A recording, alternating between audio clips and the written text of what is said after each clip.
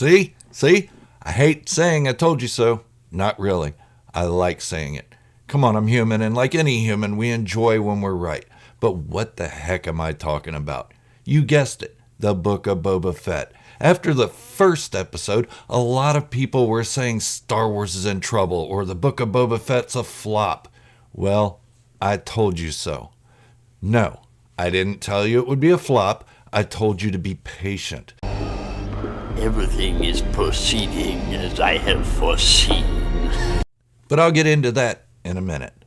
Welcome back, everyone. I'm Gerald, and I'm a Star Wars fanatic. If you're new here, go on and hit the subscribe button and join the growing army of Star Wars fanatics for the best Star Wars content this side of Luke Skywalker whining about Tashi Station. Also, thumb rustle that like button and show it who's boss. And lastly, leave a comment about any part of this video, and in my next video, I'll give you a shout out and mention your comment. Today I'm going to be talking about a couple things, really. The first is the I told you so moment, and the second is a theory that I have about the way the Book of Boba Fett's going to go later on. So make sure you stick around for the whole video. The biggest is the holy crap moment we all had with the second episode of the Book of Boba Fett. I'm sorry if I sound like I'm gloating, but I am gloating. With being a positive Star Wars channel, I enjoy calling others out on their unnecessary negativity. No, this doesn't pertain to any of you. Stop taking it personally. I love you guys. This is about other YouTubers and their blind followers. I won't name any names, but I will say I had trusted them in the past. I've had interactions with them and been told I'm not worth their efforts. So, now that trust is gone. I don't mind that. It just makes me work harder to prove them wrong, because there comes a time when I can make a video and say, I told you so. This is one of those times. But also, like I said, I do have a theory that I'll be doing the second half of this video with, so make sure you stick around. But still, you're asking me what the heck you're talking about. Okay, I'll start at the beginning. The Book of Boba Fett has been hyped up for almost a year. In that time, I've been screaming at the top of my lungs that this show is going to be the best show that puts Star Wars back over the top.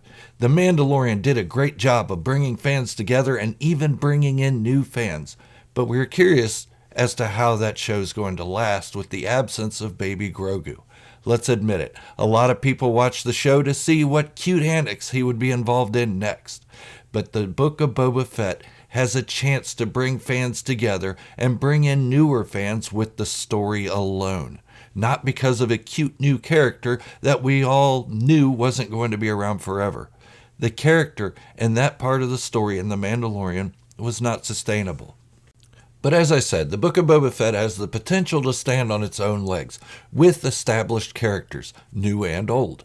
But when the first episode dropped, remember, it had been almost a year that I was telling you about how great this show was going to be. When it dropped, there was disappointment. Not from me, but from a lot of others out there, people with influence. I'm not saying none of you are influential. To me, you really are. I love you guys. Look how many times I've changed my own point of view because some of you brought up valid points. I'm saying there are those out there with more influence than what I have, but they got out there on their soapboxes and immediately started saying things like, and I quote, "The Book of Boba Fett Backlash. Fans aren't happy." I saw this and said to myself, Jesus Christ, here we go again. But that wasn't the only thing I saw. I did see a lot of fan comments suggesting the same thing. Followers. Why?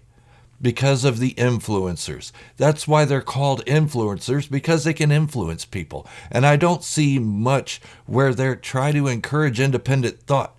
Believe me because I'm right, is their mentality. But that's the context. Now, here's my stance.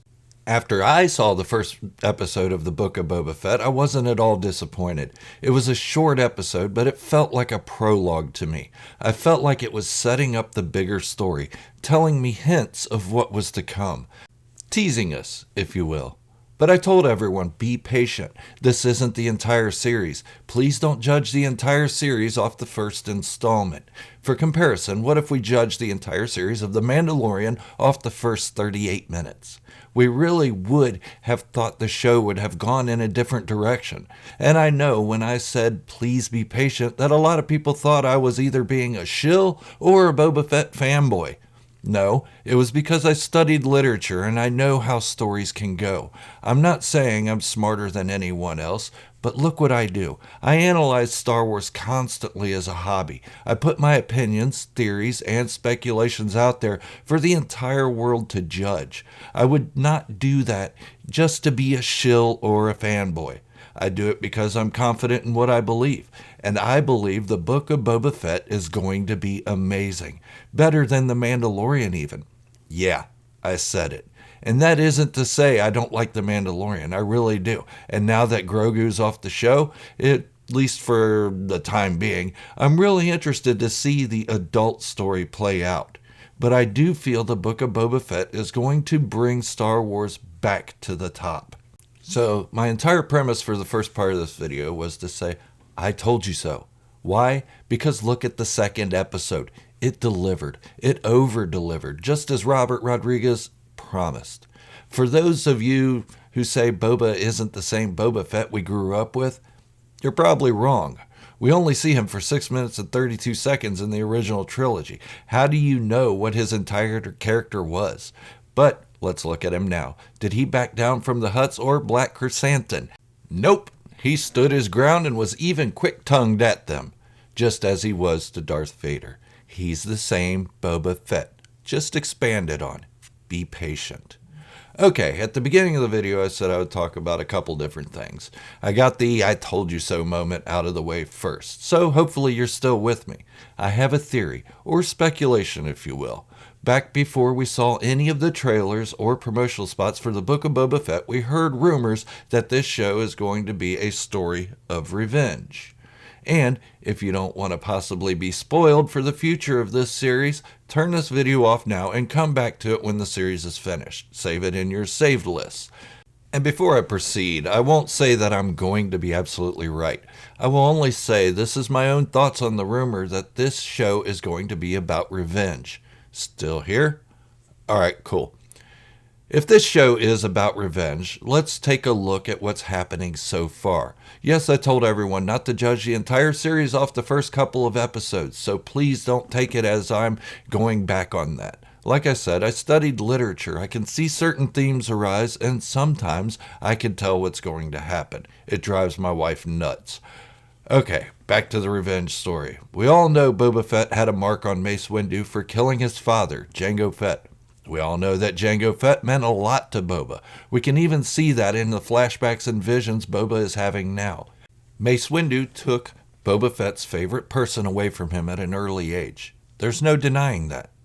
Then we have Han Solo, the man who clumsily caused Boba Fett to need a bactopod for the foreseeable future. There must be a revenge story there, right? And what about Luke Skywalker? He was the one who caused the whole ordeal by rescuing Han from Jabba. The same with Leia and Lando. All of them should be in the revenge story, shouldn't they? So Mace Windu, Han Solo, Luke Skywalker, Leia Organa, Lando Calrissian, and Chewbacca all deserve to have vengeance brought upon them. What if I tell you no to all of them? That is, if this is a revenge story at all, it would not be about any of them. Sure, Boba may never forgive Mace Windu for killing his father, but he already tried to get revenge on him and failed twice. But it did put Mace Windu on edge. But what about the other characters? Why no revenge on them? Well, it's simple. Why would Boba Fett care if Han Solo was rescued from the carbonite? Han was a job, and Boba got paid well for that job. He even told Leia where they could find Han after he collects the bounty. He didn't care what happened next. Han wasn't a personal vendetta. He was a job, and Boba Fett already got paid for that job. Job complete. Okay, so what about Han? He knocked Boba Fett into the Sarlacc. Still no. There was a battle going on, and both Han and Boba were combatants in that battle. Boba took his eyes off the blind guy to go after the bigger prize, a Jedi, and he paid the price for it. It was battle. These things happen. I don't know many people who come back from war after being injured, bent on getting revenge on the person that shot them. It was war. You kind of expect to get injured. And not to mention, let's stop trying to throw the big name cameos out there. If you bring one of them in, chances are the rest will follow, and that could ruin the show. This story has enough leg to stand on its own, and it's refreshing to see a Star Wars story that doesn't need the big three to carry it through. Okay, so if none of them are the stories of vengeance, then what would the vengeance story be about? If the show is about vengeance. Like I said a few minutes ago, look at the story that's being set up. Look how it's being presented. How much time is being spent in the present day of Boba Fett and how much time is being spent in flashbacks. It's almost an equal amount of time. If not, the flashbacks actually may take up more of the show's runtime so far. Look at the first episode. Some complain about how he escaped the Sarlacc, but the point of that scene wasn't some fan service to give us an answer as to how he escaped. The escape was leading up to the bigger story about to unfold. What happened following his escape? Why is the present day even relevant? We could have an armored Boba Fett going around kicking ass all day long, but what kind of story would that be? What's the motivation for Boba Fett taking on a role that he clearly isn't fitted for and clearly isn't ready for? Well, it's simple. Revenge. Now let me explain. We're spending a lot of time in the flashback memories. Memories of his time where? With the Tuskens. We are seeing how he became one of them, how he was accepted into their tribe, trusted them, cared for them, and they did the same in return. And in turn, we are caring about these characters as well. I mean, look at the way the female warrior who was training Boba Fett jumped from the swoop bike onto the train and whooped a whole lot of ass.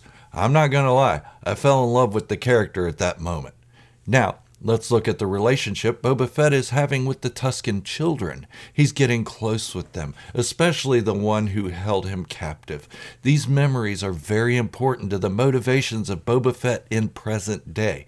So, what it comes down to, we are being made to care about this Tusken tribe and its individuals, and so is Boba Fett. So just so we can watch them get wiped out. That's where the box of tissues comes in that Tamira Morrison talked about in an interview. And I'm sure the Pikes are going to have a hand in that. At least that's who's being set up to do it right now. He promised them that if any death was handed down from any of their transports, that they would be returned tenfold. Sounds like a great revenge story to me. Better than a Mace Windu revenge. Better than a Han Solo or even a Luke Skywalker revenge. So that's my theory. Boba Fett is becoming the crime boss to exact revenge on the underworld for what's going to happen to his Tusken tribe. A tribe he spent 5 years living with, then decided to go off to find his armor? Nah, something happened to the tribe, and I have my tissues ready to watch it play out. But let me know what you think. Is this plausible, or do you still think it's about Mace Windu, Han Solo, or Luke Skywalker? To me, if anything, he should be grateful to the latter of those. He wouldn't be the crime boss if they didn't do what they did. But let me know what your thoughts are in the comments below. I'd love to hear them, and remember, I'll pick one comment to highlight in my next video with a shout out to whoever makes the comment. And if you're new to the channel, please hit the subscribe button now and give the thumbs up a slap to show your love for the hard work I put into this video. Thank you for watching, and remember, this is the way, the only way.